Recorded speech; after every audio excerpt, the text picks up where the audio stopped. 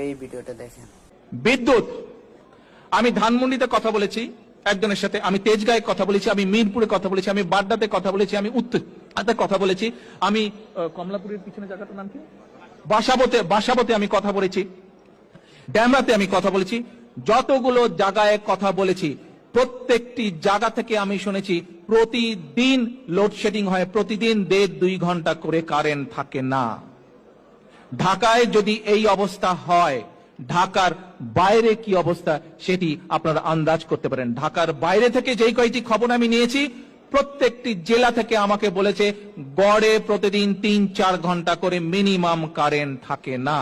আসেন, এই প্রতারক সরকার, এই সরকার, এই অবৈধ সরকার শুধু অবৈধই নয়, এই অবৈধ সরকার শুধু আন্তর্জাতিকভাবে স্বীকৃত স্বৈরাচার সরকারই নয়, এই আন্তর্জাতিকভাবে স্বীকৃত সরকার শুধু আন্তর্জাতিকভাবে স্বীকৃত স্বৈরাচারী নয়, এরা আন্তর্জাতিক স্বীকৃত দুর্নীতিবাজ সরকারও।